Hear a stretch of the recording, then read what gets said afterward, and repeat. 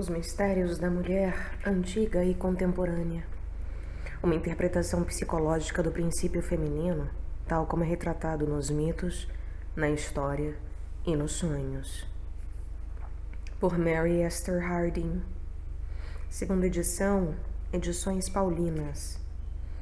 Tradução por Maria Barbosa e Vilma Tanaka. Canal Le Conde. Capítulo 13. No Egito, assim como na Babilônia, o culto da lua precedeu o do sol. Osíris, deus da lua, e Ísis, a deusa da lua, irmã e esposa de Osíris, e mãe de Oro, o jovem deus da lua, aparecem nos textos religiosos antes da quinta dinastia, cerca de 3000 a.C., enquanto que o culto de Ra, o deus Sol, foi estabelecido mais tarde, na 12ª dinastia, provavelmente por volta de 1800 a.C. Mesmo então, o culto de Ra não sobrepujou o da lua. Ao invés disso, Osíris aos poucos veio a ser assimilado ao deus Sol. Em textos posteriores, muitos epítetos apropriados a um deus Sol são aplicados a ele. Porém, ele ainda retém as qualidades e características de uma divindade lunar. Ele é a lua, mas, após sua ressurreição, alcança a imortalidade e é aclamado como o sol. Essas mudanças aconteceram gradualmente num período de não menos de 2500 anos. E mesmo então, a religião de Ísis e Osíris não morreu, pois refloresceu no período helenístico como um dos cultos de mistério que surgiram do Oriente, influenciando profundamente primeiro a Grécia e depois Roma, durante os séculos que imediatamente precederam e acompanharam o início da nossa era. É difícil fazer um estudo conciso sobre o significado do culto de Ísis e Osíris, porque, durante os muitos séculos nos quais esta religião floresceu, aconteceram mudanças na compreensão dos homens em relação a ele. Nos primeiros registros que temos, Osíris parece ser um espírito da natureza, concebido variavelmente como o Nilo ou como a lua, o qual, pensava-se, controlava as enchentes periódicas do rio. Era o deus da umidade, da fertilidade e da agricultura. Durante o período da lua minguante, Sete, seu irmão e inimigo, um demônio de um vermelho fulvo incandescente, devorava-o. Dizia-se que Sete havia se unido a uma rainha negra etíope para ajudá-lo na sua revolta contra Osíris, provavelmente uma referência à seca e ao calor, que periodicamente vinham do Sudão e destruíam as colheitas da região do Nilo. Sete era o senhor do submundo, no sentido de Tártaro e não de Hades, para usar os termos gregos. Hades era o lugar onde as sombras dos mortos aguardavam a ressurreição, correspondendo, talvez, à ideia católica de purgatório. Osíris era o senhor do submundo neste sentido. Tártaro é o inferno dos condenados, e era deste mundo que Sete era o senhor. Nas primeiras formas do mito, Osíris era a lua e Ísis a natureza, Uriquito, a verde da história caldeia. Mas posteriormente, ela tornou-se a lua irmã, mãe e esposa do deus da lua. É esse ciclo que aqui nos interessa especialmente, pois, pouco a pouco, esse mito primitivo da natureza começou a tomar um significado religioso mais profundo. Os homens começaram a ver na história de Osíris, que morreu e foi para o submundo, sendo depois restituído à vida pelo poder de Ísis, uma parábola da vida interior do homem que iria transcender a vida do corpo na terra. Os egípcios eram um povo de mente muito concreta e concebiam que a imortalidade poderia ser atingida através do poder de Osíris, de maneira completamente materialista. Era por essa razão que preservavam os corpos daqueles que tinham sido levados para Osíris através da iniciação, como conta o Livro dos Mortos. Com efeito, acreditavam que, enquanto o corpo físico persistisse, a alma, ou Ka, também teria um corpo no qual poderia viver na terra dos bem-aventurados, com Osíris, que, no texto de uma pirâmide da quinta dinastia, é chamado de chefe daqueles que estão no oeste, isto é, no outro mundo. Os textos e inscrições do Egito Antigo não são, entretanto, a única fonte de informação a respeito da religião de Ísis e Osíris. No século II d.C., Plutarco, ele próprio um iniciado, escreveu para Clea, que também era um iniciado, um tratado sobre o significado dos mistérios. Embora os segredos da religião e os detalhes das indicações fossem conservados sagrados por Plutarco, ele se dirigia a alguém que já sabia a respeito do que estava escrevendo, de maneira que, aplicando-se o conhecimento dos símbolos universais que a psicologia analítica fornece, é possível também para nós lermos as entrelinhas e, assim, reunirmos aos poucos uma compreensão mais profunda do assunto. Um estudo da religião centrada em torno de Ísis e Osíris é, portanto, particularmente valioso para nosso propósito neste livro. Existem registros não só dos mitos e deuses antigos referente aos fenômenos naturais, como também existe no Livro dos Mortos a instrução aos mistérios para os iniciados na religião de Osíris, no período das primeiras dinastias egípcias. Há ainda um estudo filosófico do século II d.C. que nos dá algumas ideias sobre o significado espiritual oculto dos mistérios que sobrevieram até o início da era cristã.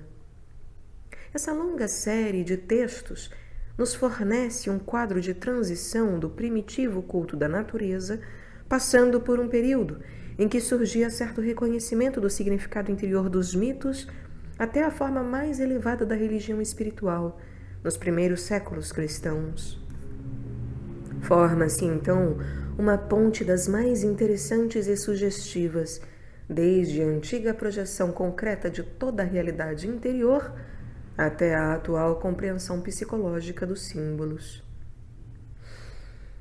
Os símbolos das religiões antigas precisam, entretanto, ser aceitos como representantes do drama da vida interior do homem.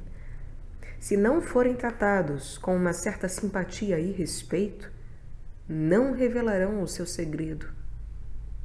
Tomá-los e explicá-los redutivamente é equivalente a tomar o desenvolvimento espiritual de Plutarco e reduzi-lo à adoração primitiva da lua ou do Nilo.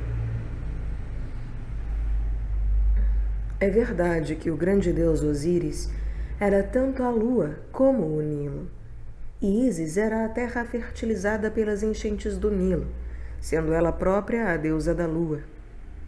Mas isso tudo também são analogias, isto é, acontecimentos no mundo exterior que espelham e refletem os movimentos tanto dos espíritos, o Logos, que Osíris simboliza, como da sempre renovada, a que tudo aceita, Mãe Natureza, cujas peculiaridades aparecem na história da Mãe Ísis. Como diz Plutarco, abre aspas, 66. Não há nada a reclamar dela, somente. Em primeiro lugar, eles veneram os deuses comuns a nós, e não os fazem próprios dos egípcios, seja por caracterizarem o Nilo, e somente a terra que ele banha por tais nomes, seja por dizerem que pântanos, lotos e toda a criação dos deuses são seu monopólio, destituindo o resto da humanidade que não tem o Nilo, Buto ou Mênfis dos grandes deuses. De fato, todos os homens reconhecem Ísis e os deuses que a acompanham, pois embora tenham aprendido, não há muito tempo, a chamar alguns deles por nomes conhecidos pelos egípcios, ainda assim eles conheciam e honravam o poder de cada um deles desde o princípio. Em segundo lugar, e o que é mais importante, deveriam estar muito atentos e apreensivos a fim de não perderem involuntariamente os mistérios sagrados, dissolvendo-os nos ventos e rios, nas semeaduras e lavouras, nas paixões da terra e nas mudanças de estação. Assim como aqueles que dizem que Dionísio é o vinho e Hefestos a chama, e Perséfones, como diz Cleanto em algum lugar, o vento que passa pelas colheitas e é morto. Assim também algum poeta diz dos ceifeiros. Então, quando eles, vigorosos, cortaram os membros de Deméter. Pois estes não diferem em nada daqueles que consideram um timoneiro como velas, cordas e âncora, e um tecelão como fios e linhas, e um médico como poções e fervura de mel e bebida de cevada. Não, eles põem nas mentes dos homens noções ateísticas e perigosas, transferindo os nomes dos deuses para as coisas da natureza e para coisas que não têm nenhum sentido ou alma e que são geralmente destruídas pelos homens de acordo com sua necessidade e uso. Então, não é possível considerar tais coisas em si mesmas como deuses. Com efeito, um Deus não é uma coisa sem mente ou alma, ou algo feito, sujeito à mão do homem. Mas é a partir dessas coisas que deduzimos que aqueles que as conferiram a nós para nosso uso e as oferecem a nós em abundância perpétua são deuses. Não há diferentes deuses para povos diferentes. Não há deuses não gregos e gregos. Não há deuses do sul e do norte. Mas justamente como o sol e a lua, a terra e o mar são comuns a todos os homens, embora sejam chamados por nomes diferentes, por povos diferentes, o mesmo acontece com a razão, logos, que organiza todas as coisas, e a providência, que também dirige poderes ordenados para servir a todos os propósitos. Diferentes honras e títulos têm sido feitos de acordo com suas leis por nações diferentes. E há símbolos consagrados, alguns obscuros e outros mais claros, guiando a inteligência em direção aos mistérios dos deuses, embora não sem risco. Alguns se extraviaram inteiramente e caíram nas superstições, enquanto outros, afastando-se das superstições, como de um pântano, caíram involuntariamente no ateísmo, como num precipício. Fecha aspas.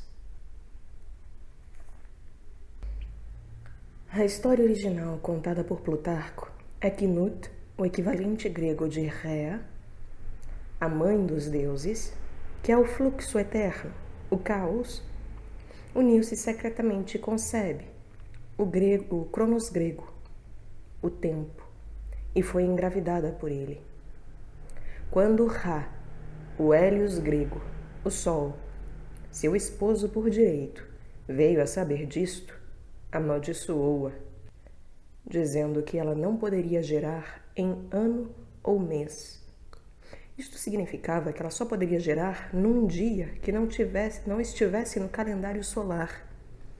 A deusa, na sua situação, foi Atot, o Hermes grego, que é o ordenador e que tem as balanças da justiça, o avaliador. Tot também estava apaixonado por ela, e assim concordou em ajudá-la. Ele dirigiu-se a Selene, a lua, e disputaram um jogo de damas com apostas. Ele ganhou e tirou dela 1/17 parte das luzes, isto é, dos dias. Reuniu-as e fez ao todo 5 dias. Naquela época, O ano egípcio consistia somente de 360 dias. Então Tote adicionou esses 5 dias, que foram chamados os dias induzidos ou intercalados, fazendo um ano solar de 365 dias. Foram adicionados a julho, quando a estrela Cão, Sotis ou Sírio está no ascendente. A estrela Cão era considerada a servente de Ísis e sua guardiã. Nut gerou seus 5 filhos nesses 5 dias de julho, os quais eram chamados de os aniversários dos deuses e eram observados como festas religiosas pelos egípcios. No primeiro dia, Osíris nasceu, e uma voz veio do útero com ele, proclamando: "O Senhor de todos vem à luz." Ele era a lua. No dia seguinte, o Oro mais velho nasceu, e no terceiro, Sete, ou Tifon, que, irrompendo com um sopro, saltou ao seu lado. Ele é insubordinado, indócil, indomável, e para sempre é um inimigo de Osíris. No quarto dia, Ísis nasceu, e no quinto, sua irmã Néftis, cujo nome significa fim e vitória. Era considerada como a extremidade da fertilidade, onde as águas do Nilo atingiam somente por alguns momentos. De maneira que Néftis se encontrava apenas clandestinamente com Osíris, mas era casada com Sete, o governante da terra quente e desértica. Em outra versão, dizia-se que Nut gerou Ísis como uma criança de pele escura e chamou-a de Senhora do Amor. Já falamos do aspecto escuro ou negro da deusa, que é a Senhora do Amor. Dos 5 dias, o primeiro, o terceiro e o quinto eram considerados inauspiciosos, mas o quarto, o dia de nascimento de Ísis, era venturoso. O mito relata que Osíris e Ísis mantinham relações sexuais no útero da mãe e que daquela união o Oro mais velho nasceu. Osíris era o homem-lua, marido de Ísis. Foi morto por Sete e vingado por seu filho Oro, que reinou em seu lugar. A história conta que quando Osíris tornou-se rei, livrou os egípcios de uma existência quase animal, ensinando-lhes a agricultura e a feitura do vinho, formulando leis e ensinando-lhes a honrar os deuses. Depois partiu para uma viagem por todo o país, educando o povo e encantando-o com persuasão e razão, com música e toda a arte que as mesas oferecem. Como veremos mais tarde, ele era a razão divina, o Logos, o museu, e possuía também o poder da música e da arte. Ora, o homem-musa, o espírito encarnado dessa arte que afeta o homem através de seus sentimentos, é filho da Mãe-Lua. Um dos filhos da Lua é realmente chamado Museu, que significa homem-musa. E a própria Ísis é algumas vezes chamada a primeira das musas. Enquanto ele estava longe, sua esposa Ísis governou e tudo correu bem. Mas tão logo ele retornou, Sete, que simbolizava o calor do deserto e a luxúria desenfreada, forjou um plano para apanhar Osíris e afastá-lo. Fez um barril exatamente do tamanho de Osíris. Então convidou todos os deuses para uma festa, tendo escondido seus 72 seguidores por perto. Durante a festa mostrou o barril, que todos admiraram muito. Prometeu dá-lo àquele que o barril servisse. Então todos entraram nele por sua vez, e o barril não se ajustou a nenhum deles, até que Osíris nele se deitou. E então os homens escondidos apareceram e rapidamente firmaram a tampa. Levaram o caixão e o jogaram no Nilo. Ele boiou para longe e saiu para o mar pela passagem que é conhecida por um nome abominável. Essas coisas aconteceram no 17º dia de Ator, ou Ator, isto é, novembro, no 18º ano do reinado de Osíris, ou talvez quando tinha 28 anos de idade. Ele viveu e reinou por um ciclo de 28 períodos, ou dias, porque ele era a lua, cujo ciclo completa-se a cada 28 dias. Quando Ísis ouviu o que havia acontecido, cortou uma mecha de seu cabelo e vestiu roupas de luto e vagou por todos os lugares, chorando e procurando pelo barril. A primeira notícia que teve dele foi através do balbuciar de crianças que o tinham visto passar boiando, e então o seu cachorro Anubis, que era o filho de Néftis e Osíris, levou-a ao lugar onde o caixão tinha parado na praia, no país de Biblos. Ele havia ficado perto de uma moita de urzes, cujo crescimento havia sido tão estimulado por sua presença que logo seus galhos envolveram todo o caixão, encerrando-o completamente no tronco da árvore. O rei daquele país havia encontrado a árvore e mandara cortá-la para fazer uma viga de cumeeira para o seu palácio. Havia cortado os galhos e usado o tronco, sem absolutamente saber que o mesmo continha o caixão. Quando Ísis alcançou o lugar onde a árvore crescera, uma voz de demônio contou-lhe o que havia acontecido. Então ela sentou-se para esperar, e nesse momento as damas de companhia da rainha vieram banhar-se. Ísis fez amizade com elas, enrolando seus cabelos e perfumando-as com o perfume de seu próprio corpo. Quando voltaram ao palácio, a rainha perguntou-lhes acerca do perfume.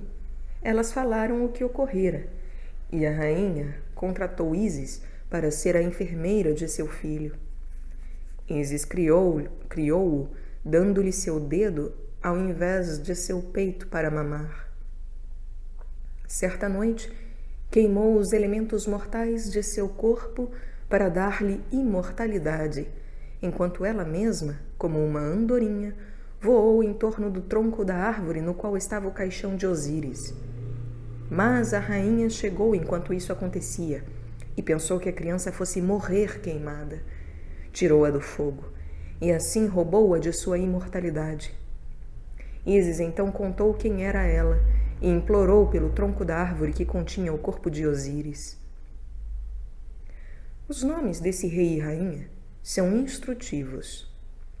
Plutarco chama-os de Maleque e Astarte, ou Istar, como se Ísis talvez tivesse que recuperar o corpo de Osíris de sua predecessora da Arábia. Ísis tirou o barril para fora do tronco da árvore e partiu, levando-o consigo em sua barcaça. Levou também o filho mais novo do rei. Assim que se afastou, abriu o caixão e jogou-se sobre o corpo morto de Osíris num paroxismo de amor. A criança viu seu êxtase de amor e desmaiou por temê-la, e morreu, mas alguns dizem que caiu no rio. Ele era chamado de Meneros, que Plutarco explica como compreensão do amor, ou de Quites, o pescador, um termo que já encontramos em uma outra conexão. Ísis então escondeu o caixão, enquanto foi procurar Oro, seu filho, esperando que ele pudesse ajudá-la a trazer Osíris de volta à vida. Enquanto estava ausente, Sete saiu para caçar com seus cachorros em direção à lua e achou o caixão. Naturalmente, a lua e o caixão estavam juntos, pois o próprio Osíris era a lua.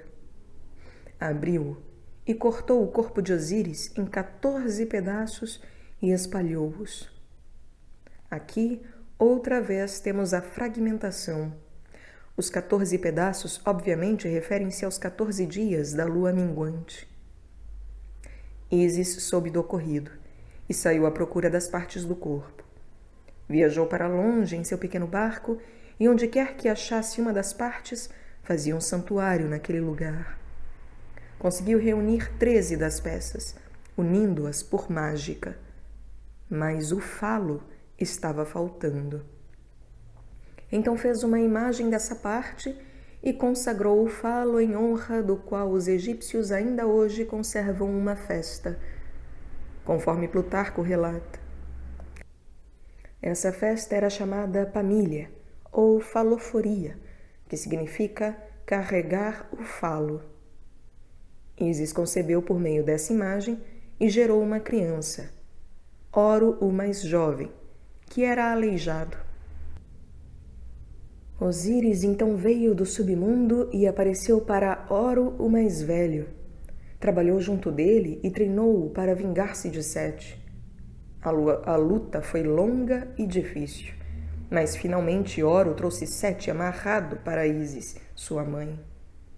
Ísis, no entanto, sendo a mãe natureza que tudo gera, não consentiria que ele fosse morto e libertou-o.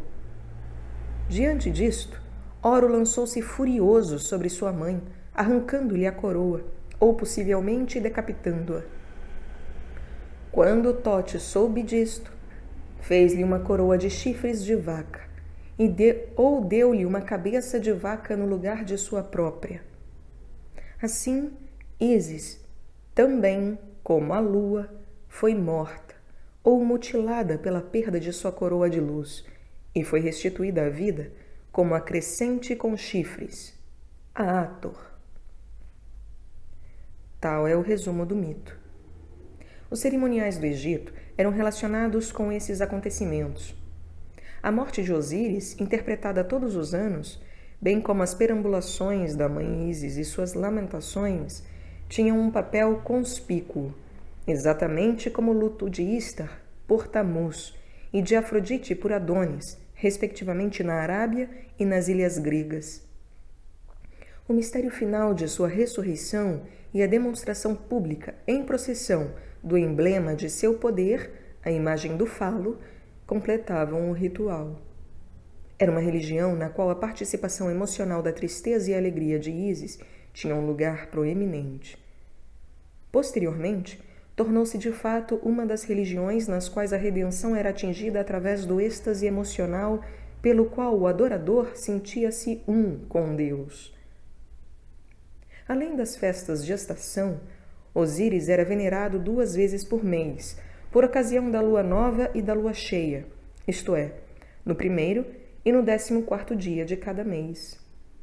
Tais celebrações da lua são os antigos precursores de nosso próprio feriado semanal. A princípio, eram quinzenais, porém mais tarde vieram a ser celebrados em cada um dos quartos da lua. Havia um outro elemento muito importante que entrava na religião de Osíris e que era único no Egito. Encontrava-se o rei regente como uma encarnação de Osíris, o homem lunar, e o ritual da paixão de Osíris era desempenhado pelo rei em pessoa. Acreditava-se que ele assim ganhava uma imortalidade pessoal, pois ele não era Osíris, o rei do submundo? Depois de algum tempo, outras pessoas privilegiadas também tiveram permissão de participar dessa identificação dramática com Osíris, e assim a iniciação ao mistério começou a existir. Evidentemente, ela foi sempre considerada uma iniciação para poucos, e não para muitos. Mas, certamente, em épocas posteriores, um grande número de pessoas procurou a iniciação, também tornando-se Osíris. A volta de Osíris à vida era considerada como seu renascimento, e era relembrada diariamente no serviço do templo, passando-se a imagem do Deus através da pele de um animal sacrificado. É provável que o postulante à iniciação estivesse igualmente escondido sob a pele do animal, e então, no momento do renascimento, era tirado de dentro dela. Assim como o barril que continha o corpo de Osíris saiu da boca do Nilo para o mar, através da passagem que é conhecida por um nome abominável, assim renascia o homem espiritual ou imortal, emergindo de sua própria natureza animal, simbolizada pela pele do animal. A iniciação também continha uma representação dramática da história completa de Osíris e da sua paixão, e a tristeza e a alegria de Ísis. Eu executei o grande ir adiante, como Ignefert relata a respeito de sua própria iniciação, num monolito da 12ª dinastia, por volta de 1875 a.C. Abre aspas. Segui o Deus em seus passos, vinguei Osíris no dia da grande batalha, derrotei seus inimigos. Fecha aspas. Isso era seguido pela volta do senhor Abidos, Osíris, ao seu palácio, e pela proclamação de que aquele que havia sido iniciado estava agora renascido como Osíris. A iniciação não somente conferia o dom da imortalidade, mas também agia como um guia para o viajante no outro mundo. O Livro dos Mortos dá instruções àqueles que foram iniciados, dizendo-lhes como devem agir quando chegarem à terra dos mortos. Também dá informações muito específicas sobre os ritos dos funerais, que eram necessários a fim de assegurar a vida eterna. Esses ritos eram aparentemente baseados no procedimento de Ísis com o corpo de Osíris, através do qual ela o trouxe de volta à vida. Conta-se, por exemplo, que as deusas Ísis e Néfites vão a Osíris e dizem palavras de poder e lhe dão seus membros, coração e tudo mais, dizendo: ela reúne tua carne, traz a ti teu coração e teu corpo. E continuam enumerando todas as partes. Essas partes, então, eram reunidas por Oro e seus 4 filhos. Abre aspas. Oro te ama, preencheu-te com seu olho, juntou seu olho a ti. Oro abriu teu olho para que pudesses ver com ele. Fecha aspas. Ísis, ao mesmo tempo, afasta os inimigos de Osíris com sua mágica. O processo de ressurreição é descrito por extenso no Livro dos Mortos.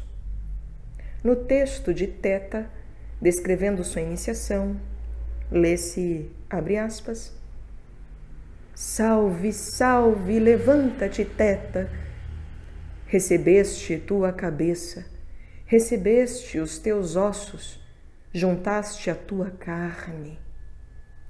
Fecha aspas.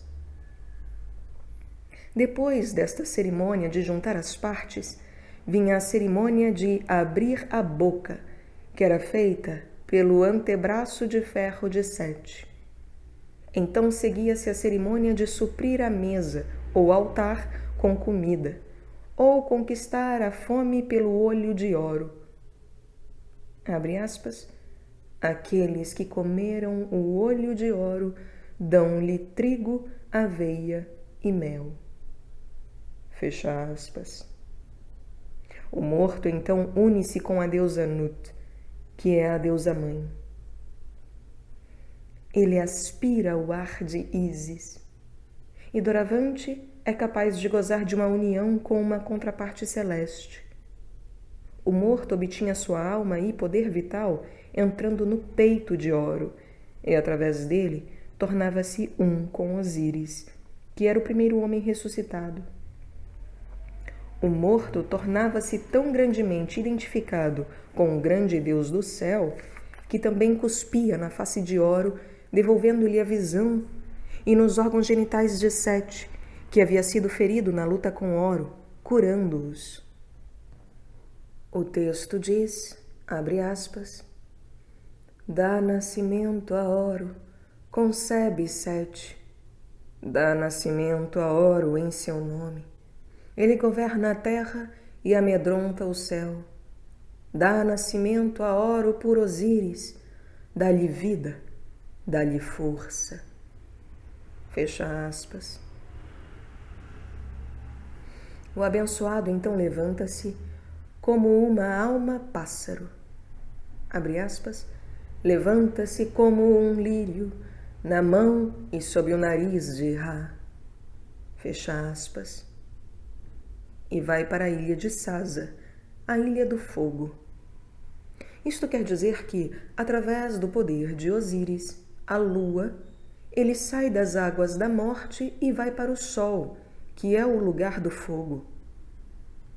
Na versão egípcia posterior, Osíris, que em sua paixão na terra era o homem lunar, depois de sua ressurreição, tornou-se um com o sol.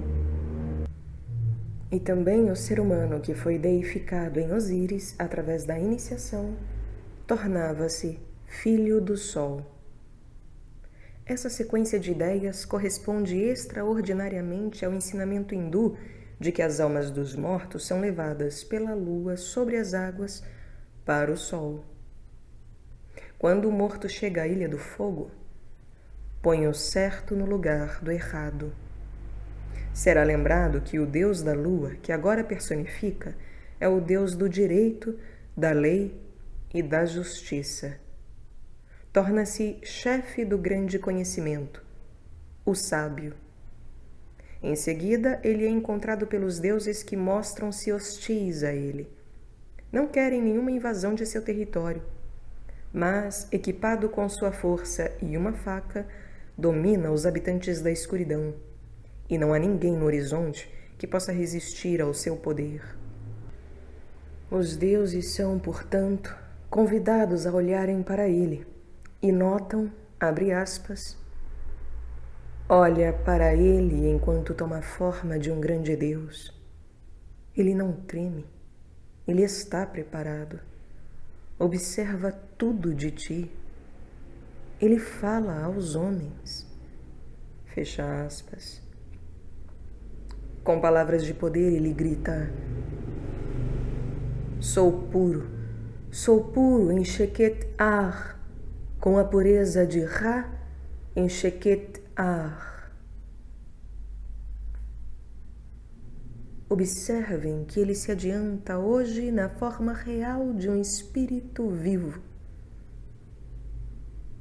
Ele exige que o barqueiro, que sempre o escolta, o leve na travessia. O morto é bem-sucedido em seu caminho para o céu e os deuses ficam terrificados quando o veem chegando. Descobrem que ele é mais poderoso do que eles. Ele caça-os através dos campos do céu, laça-os, mata-os e devora-os, e assim absorve dentro de si toda a sua força e poder vital. Diz-se do morto que ele é uma alma elevada. Vive, abre aspas, de seus pais e se alimenta de suas mães. É o senhor da sagacidade. Sua mãe não conhece seu nome. Fecha aspas. Isto se refere, logicamente, a seu nome no mistério, seu nome de poder. O texto continua, abre aspas, seus sósias estão atrás dele, seu guia serpente está em seu peito, uma alma que vê, um uréus de fogo, fecha aspas. Seus sósias são seu Ka, suas almas, e o uréus é a cobra sagrada que era o emblema dos deuses. Em outro texto está escrito, abre aspas, ele, o Deus morto, come as palavras do poder dos deuses, engole seus espíritos. Os grandes entre eles são a sua comida da manhã. Os de tamanho médio são a sua comida da tarde, e os pequenos são sua comida da noite. Os velhos, homens e mulheres, vão para seus caldeirões. Ele come a sabedoria de todos os deuses. Seu período de vida é a eternidade. Seu limite é eterno nessa sua forma. Ele faz o que quer e o que odeia não faz. Fecha aspas. Entre os poderes que adquire estão, abre aspas, come com sua boca, une-se com mulheres, é o semeador das sementes que leva as esposas de seus maridos para o lugar que lhe agrada, de acordo com os desejos de seu coração. Fecha aspas. Nos antigos rituais egípcios, executados para obter a ressurreição, o olho de Horo tinha um papel muito importante, como se pode ver nas passagens acima citadas. Era usado para trazer vida ao corpo do morto, cujos membros tinham sido reunidos. O olho representava a luz da lua, que acreditava-se ser o poder do Deus que dava a vida. Dizia-se que Sete havia engolido o outro olho quando Oro lutou com ele para vingar a morte de seu pai Osíris. Bud observa, abre aspas, o olho continha a vida de Oro, e sem este, ele era um deus morto. Oro era um deus e poderia trazer a si mesmo de volta à vida, mas Osíris era um homem e precisava da ajuda de Oro. Fecha aspas. Essa explicação dá-nos outra forma da transição do homem lunar para o deus da lua. O pai sendo homem e o filho Deus. Esses textos nos dão uma ideia dos ritos mágicos que tinham a intenção de trazer a vida imortal para os mortos na época da Sexta Dinastia. Posteriormente, alguns rituais religiosos eram executados durante a vida do devoto, com a intenção de torná-lo imortal nesta vida, ou seja, para que ele pudesse tornar-se um nascido duas vezes, um espírito vivo. É a ideia quase universal que o nascimento físico produz somente um homem físico e que o espírito vivo tem que ser trazido à existência através de um segundo nascimento. Esse tipo de conceito nos é bastante familiar no ritual cristão do batismo. Ele é, em si mesmo, um ritual de renascimento, com a finalidade de conferir um espírito vivo ao batizado. As iniciações primitivas serviam ao mesmo propósito. O ritual para a obtenção do renascimento veio a ser o propósito central dos mistérios que esboçamos acima. Temos alguns registros dos mistérios de Ísis, que aparecem tanto em Ísis e Osíris, de Plutarco, do qual já foram feitas menções, como em um relato muito mais velado de tal iniciação, a saber, o Asno de Ouro, de Apuleio. É interessante notar que no período helenístico a iniciação era chamada de Mistérios de Ísis. A deusa da lua, nessa época, substituiu inteiramente o deus da lua como doador da imortalidade, pois, embora o objetivo do rito fosse fazer com que o iniciante se tornasse Osíris, ele era ressuscitado dos mortos pelo poder mágico da deusa, e os ritos eram chamados pelo nome dela e executados no Iseu, que era seu santuário. Osíris era cultuado nessa época somente na forma de seu espírito, representado pelo touro Apis, mas servido por uma irmandade asíaca. O que se sabe é que, depois de um período de preparação que incluía o jejum, a continência e a meditação solitária, o candidato à iniciação era batizado no primeiro dia das cerimônias. Primeiramente personalizava Sete, ou Tífon, para usar seu nome grego mais familiar. Era transformado em um asno vermelho, a forma animal de Tífon, e como tal, maltratado e injuriado, e ainda submetia-se a um ritual que simulava a morte. Como diz Apuleio, eu me aproximei dos limites da morte.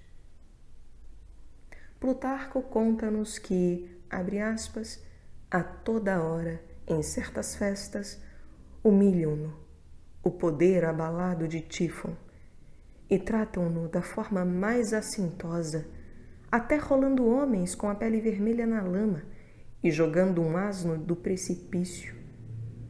Fecha aspas. Tífon era o deus da luxúria e do desejo, de maneira que o iniciante, nessa provação, enquanto jejuava e mantinha estrita castidade, era tentado de todas as maneiras possíveis.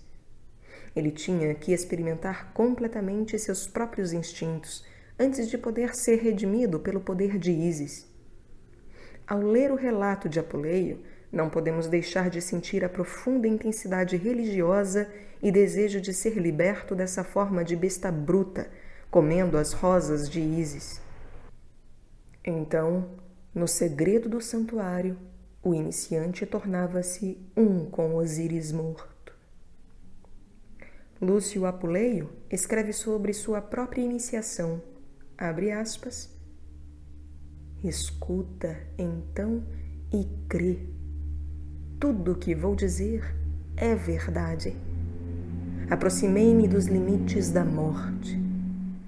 Pisei o portal de Proserpina e voltei, trazido através de todos os elementos. Em plena noite, vi brilhar o sol com uma luz que cegava. Aproximei-me dos deuses dos infernos, dos deuses do alto. Vi-os face a face e os adorei de perto. Fecha aspas. Ele sofreu uma morte ritual e foi trazido à vida outra vez através do poder de Ísis. Na manhã seguinte, o iniciante, agora tornado um com Osíris, era proclamado publicamente como deificado em Osíris. Ele era levado ao templo. Lá ficava em pé num pedestal virado para a estátua da própria deusa Ísis. Vestiam-no com os trajes de Osíris. Carregava uma tocha acesa e usava uma grinalda de flores na cabeça. Ele conta, abre aspas, e minha cabeça estava cingida por uma nobre coroa de palmas, cujas folhas brilhantes se projetavam para a frente como raios. Assim paramentado, à imagem do sol, expuseram-me como uma estátua. E quando as cortinas foram afastadas bruscamente, houve um desfile do povo, desejoso de me ver. Fecha aspas. Dessa maneira ficava no pedestal e era saudado como um deus. O traje de Osíris que ele usou é descrito como luminoso ou raiado e era usado somente uma vez, na iniciação. O traje de Ísis, por outro lado, que era obtido através da iniciação também, era multicolorido e usado em muitos cerimoniais religiosos.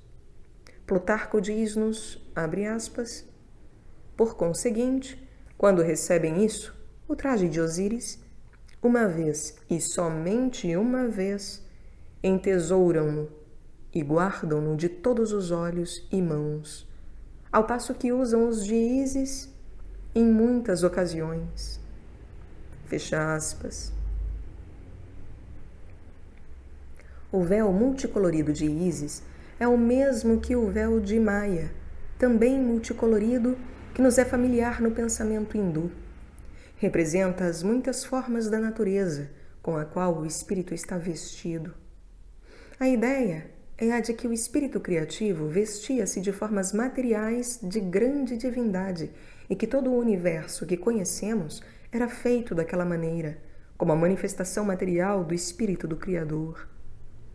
Plutarco expressa essa ideia quando diz, abre aspas, pois Ísis é o princípio feminino da natureza e aquela que é capaz de receber a inteireza da Gênese.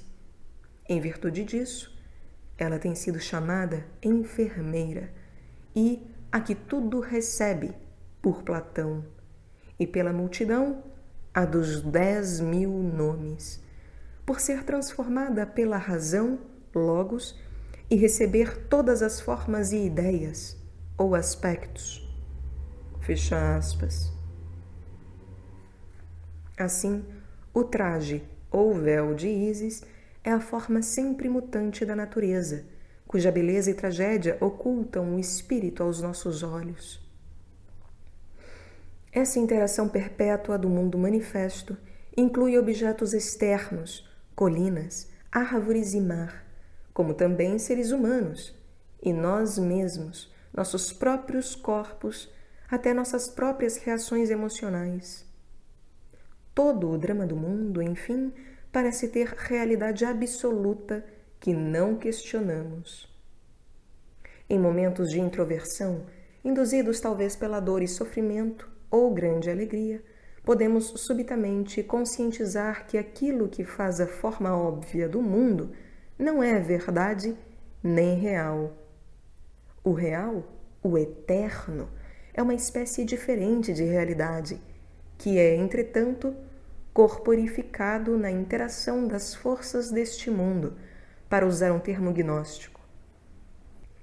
Plutarco diz-nos que, abre aspas, o lugar de Atenas, isto é, Ísis, como eles consideram, em Sais, costumava ter a seguinte inscrição: sou tudo o que foi, é e será, e nenhum mortal jamais revelou meu traje. Fecha aspas.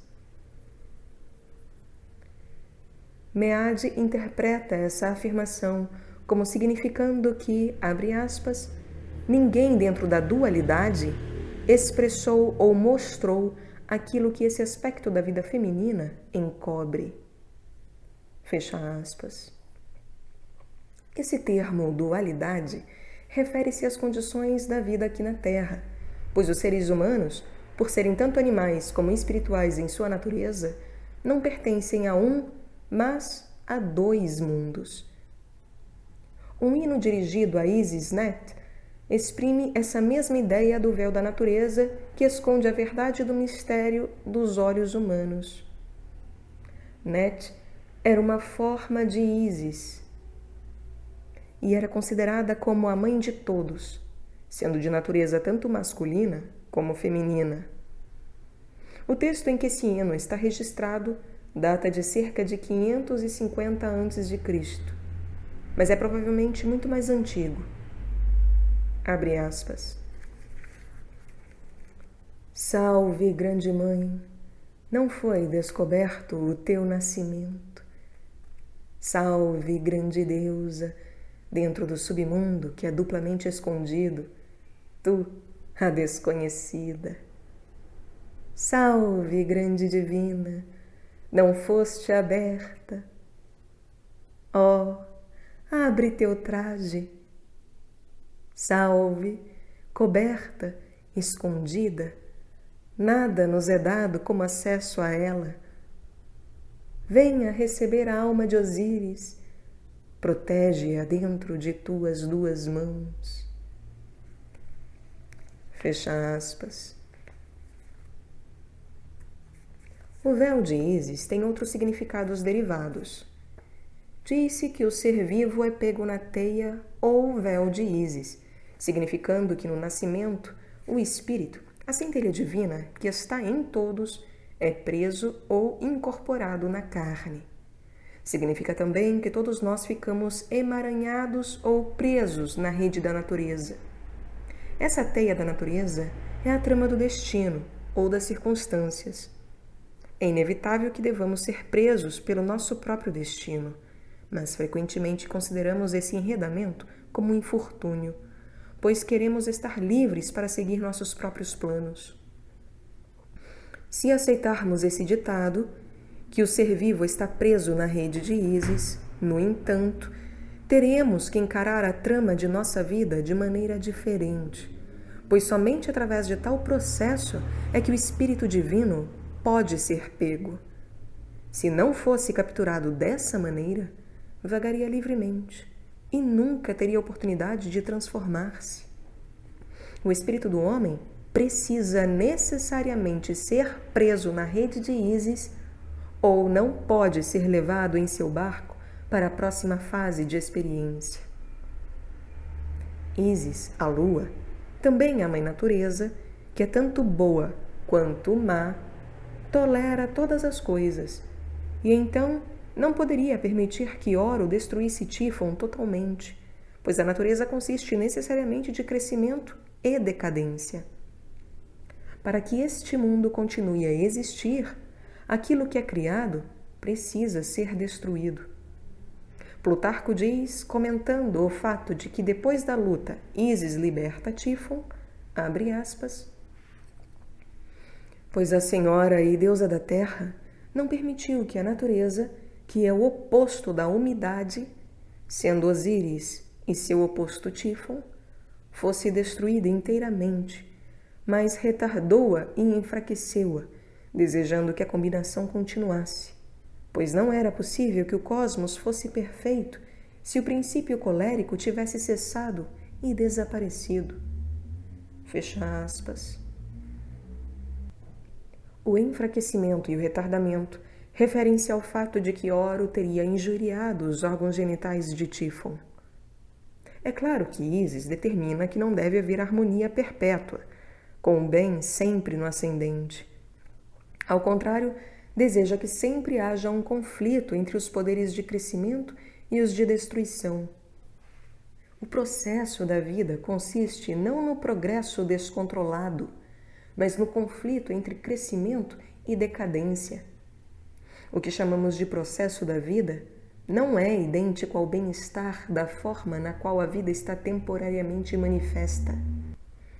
Esse processo da vida pertence não ao mundo material, mas ao reino espiritual, no qual a manifestação material se baseia.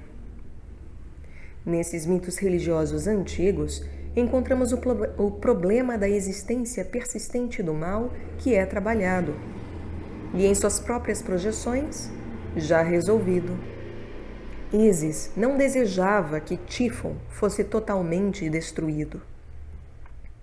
Primeiramente, Ísis, como Istar, a verde da Caldeia, é a mãe natureza, enquanto que Osíris é a lua.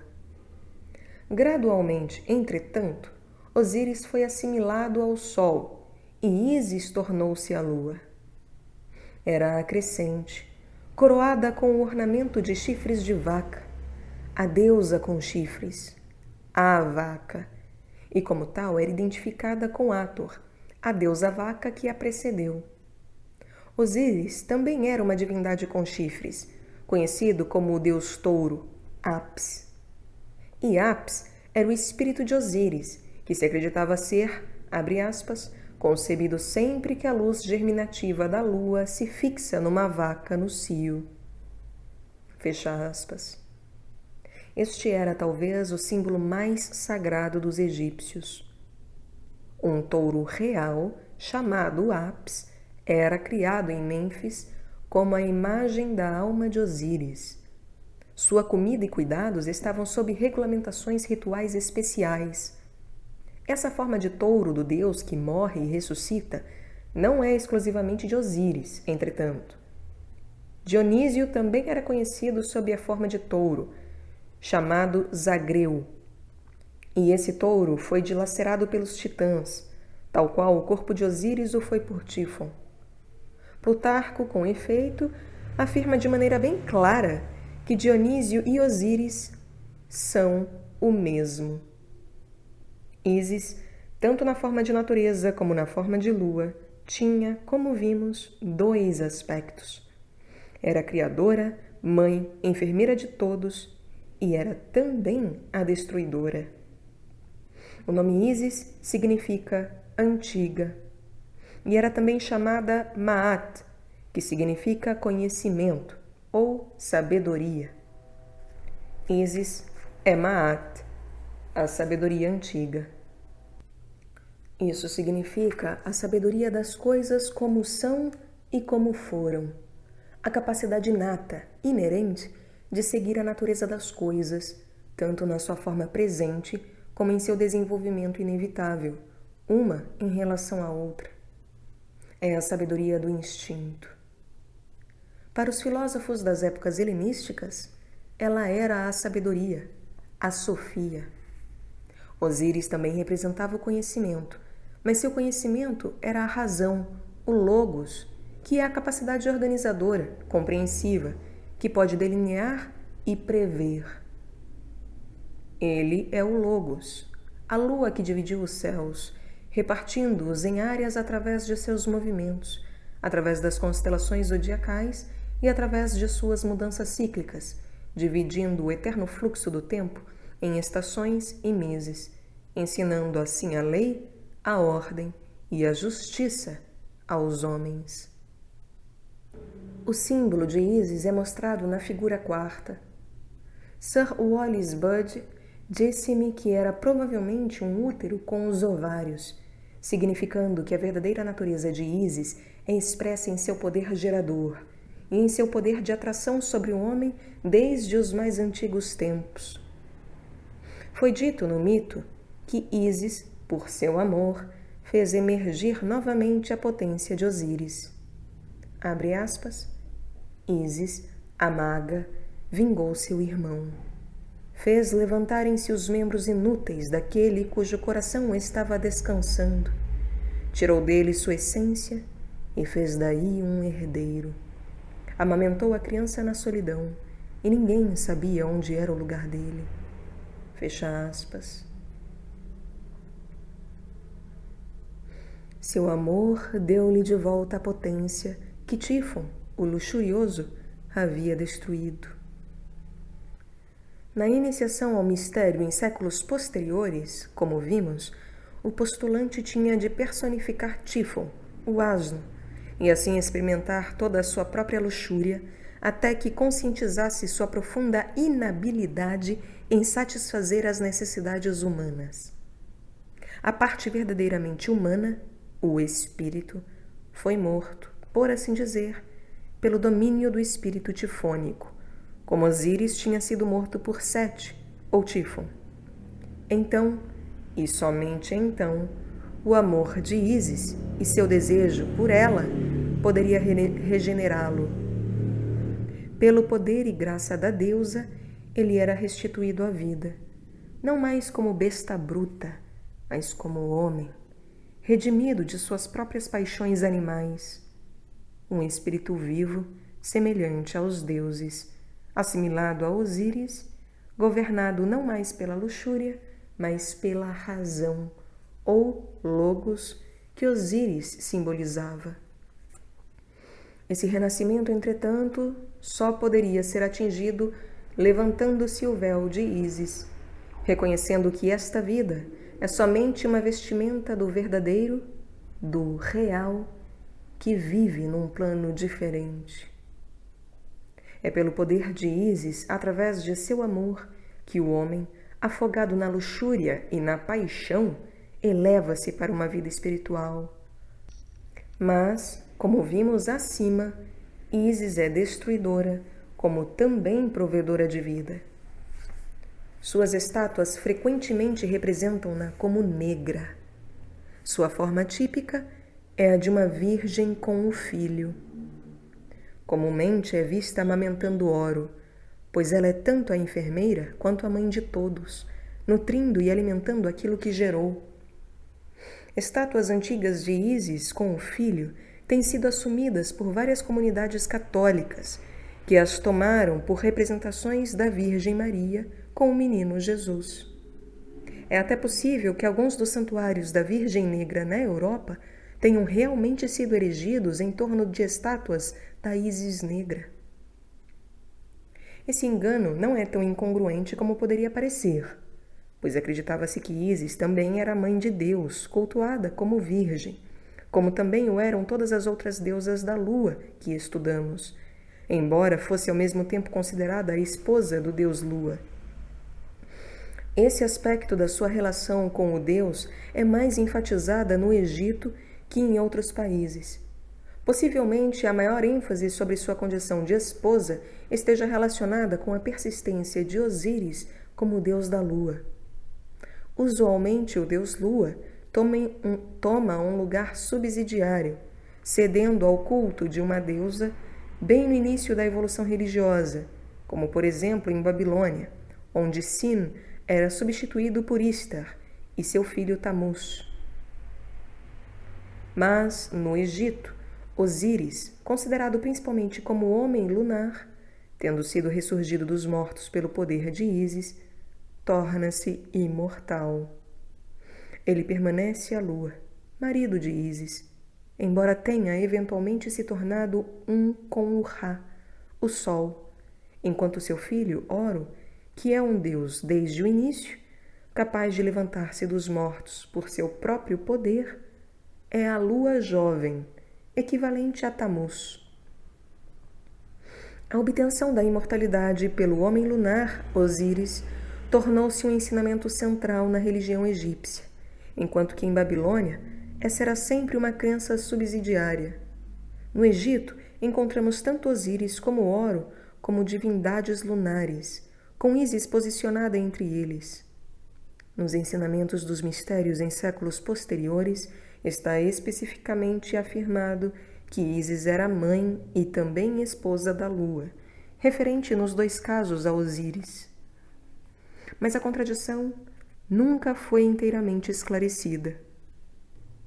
Como virgem e não nascida, Ísis concebeu o Horo mais velho e criou-o. Dizia-se que Ísis gerou de si mesma seu primeiro filho, embora o mito também relate que se uniu com Osíris no útero de Nut, sua mãe. Também concebeu outra vez depois da morte de Osíris, por meio da imagem do falo que ela havia feito. E a esse respeito, fala-se dela como a natureza abençoada e incorruptível, de acordo com a qual o divino concebe a si próprio. Aqui, então, aparece o problema da virgindade numa deusa que é tanto esposa como mãe. Fílon de Alexandria, que viveu de 30 a.C. a 45 depois de Cristo, tem um ensinamento muito esclarecedor sobre este assunto. Ele diz, abre aspas, pois é próprio que Deus devesse conversar com uma natureza imaculada, intocada e pura, com aquela que é verdadeiramente a Virgem, de um modo muito diferente do nosso. Pois a comunidade dos homens, para a procriação de crianças, faz de virgens mulheres. Mas quando Deus começa a associar-se com a alma, ele faz com que ela, que era anteriormente mulher, torne-se virgem outra vez. Fecha aspas. De acordo com esse conceito, o hieros gamos, o casamento com Deus, cria a qualidade da virgindade, torna a mulher uma em si mesma. Através de tal experiência, a mulher vem a possuir sua própria alma masculina, que então não é mais projetada inteiramente para fora de si em um homem que teria para ela o valor de um Deus, com uma autoridade semelhante à de Deus. Assim, ela torna-se completa, inteira. Ísis, então, era virgem, e no período de seu luto vestia-se de preto, ou ela própria era preta. Como a Virgem Negra, que nos santuários europeus aparece estreitamente relacionada com ela, era a deusa da cura. Bud lembra que, abre aspas, Ísis se interessa em curar os corpos dos homens e, para todos os que precisam de ajuda, aparece nos sonhos e dá alívio. Fecha aspas. Também preparou um remédio que poderia ressuscitar os mortos. Relatava-se sobre Istar, abre aspas, onde tiveres compaixão, o morto vive outra vez, o doente é curado. Fecha aspas. Ísis deu seu remédio para Horo, que não somente voltou à vida, mas também tornou-se imortal. Esse remédio era chamado mole ou mole, e pensa-se ser o mesmo que soma ou oama, a bebida tirada da árvore da lua, que aparece na literatura persa e hindu e que também confere a imortalidade. As estátuas pretas de Ísis tinham também um outro sentido. Plutarco relata que, abre aspas, suas estátuas com chifres são representações da lua crescente, enquanto que as estátuas com roupa preta significam as ocultações e as obscuridades nas quais ela segue o sol, Osíris, almejando por ele. Consequentemente, invocam a lua para casos de amor e Eudoxo diz que Ísis é quem os decide. Fecha aspas. No solstício de inverno, a deusa, na forma de uma vaca dourada, coberta por um traje negro, era carregada 7 vezes em torno do santuário de Osíris morto, representando as perambulações de Ísis, que viajou através do mundo pranteando sua morte e procurando pelas partes espalhadas de seu corpo. Seu hino foi preservado até nós. Era chamado Maneros, que, como já vimos, era o nome da criança, filho da rainha Astarte, que caiu do barco, vencida pelo terror quando viu Ísis, em sua paixão de amor e de tristeza, abraçar Osíris morto. Seu nome, Maneros, significa compreensão do amor, ou talvez amor de compreensão. O lamento é o seguinte, abre aspas, retorna, ó retorna, Deus Pano, retorna. Aqueles que eram inimigos não estão mais aqui. Ó adorável Salvador, retorna, que tu possas me ver, tua irmã que te ama. E não vens para perto de mim? Ó belo jovem, retorna, ó retorna. Quando não te vejo, meu coração se entristece por ti. Meus olhos sempre te procuram.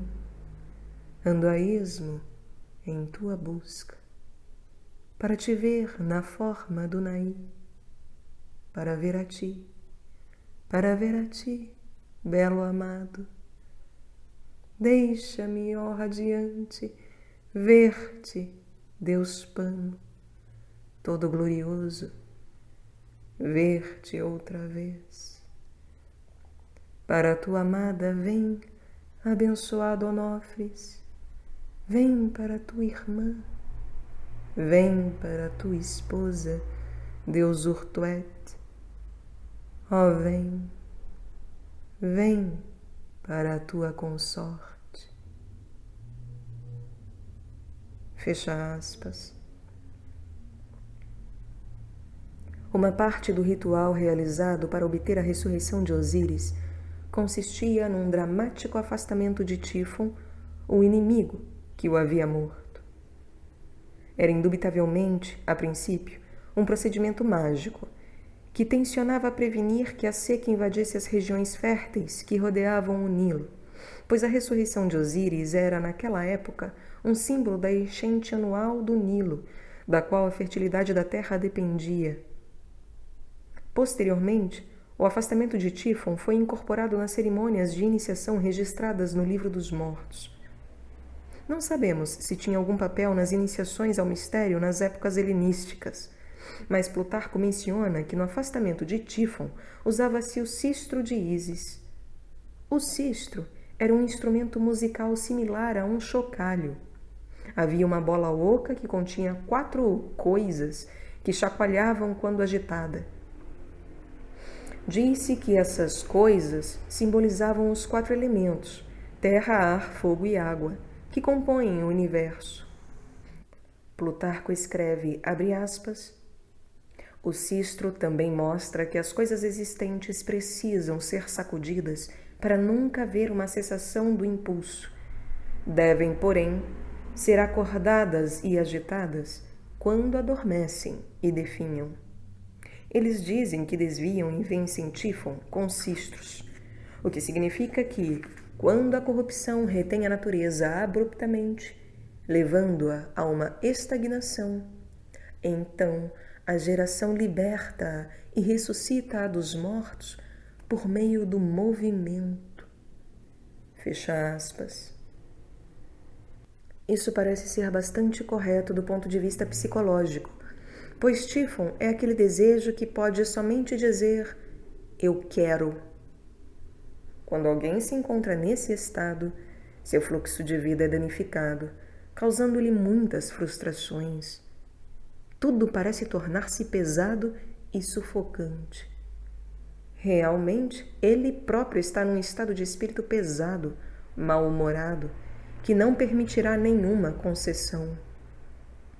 Não é através da obtenção do que se quer, no entanto, que esta pessoa pode ser libertada de tal estado de espírito, mas somente através da procura da verdade real da situação. O estar relacionado, a lei de Eros, exige que os próprios desejos de uma pessoa não sejam tomados como absolutos, mas que sejam adaptados às necessidades e desejos da outra pessoa e às exigências da situação. Isso significa que uma pessoa não pode permanecer numa atitude fixa, mas precisa ser flexível. Sob tais circunstâncias, um agitar irá talvez afastar a opressão tifônica. Como Plutarco diz, a natureza, que estava presa, é solta pelo movimento que Ísis pode trazer. Além das iniciações individuais aos mistérios, eram celebrados rituais públicos para Ísis e Osíris. O principal desses era uma festa de fertilidade. Ocorria no mês de Átor, novembro, o mês da deusa vaca. Naquela época, abre aspas, em todo lugar havia uma imagem de Osíris com forma de homem itifálico, isto é, com o falo ereto, por causa de sua natureza procriante e luxuriante. Fecha aspas. A festa culminava com uma procissão à frente da qual era carregada a imensa imagem do falo, representando o órgão perdido de Osíris. Este era precedido por um vaso de água, simbolizando a umidade fertilizadora, o verdadeiro poder da lua, que é tanto Osíris como Ísis. O vaso e o falo são os eternos símbolos de procriação que sempre ocorrem. Nós os encontramos nos ritos primitivos, a vara de fogo, que é chamada homem, e a xícara que ele perfura, chamada mulher. O buraco na terra, no centro do acampamento militar, dentro do qual todo soldado romano jogava sua lança. O cálice do Santo Graal, dentro do qual uma lança perpetuamente gotejando sangue estava enfiada. A Santa Pia do batismo, fertilizada através da imersão de uma vela acesa. Essa lista poderia ser indefinidamente prolongada, pois o significado espiritual de tais símbolos nunca pode ser exaurido. Somente podemos esperar entendê-los na medida em que tivermos tornado nosso o seu significado, através da experiência espiritual da regeneração ou renascimento que eles simbolizam. E assim, ano após ano, os mistérios eram expostos, o vaso simbolizando Ísis, mãe, vaso da vida, e o falo, o poder fertilizador de Osíris, perdido e novamente encontrado. Esses objetos inanimados eram solenemente carregados na procissão e silenciosamente proclamavam-se as verdades eternas que podiam ser lidas e entendidas por aqueles que tinham olhos para ver.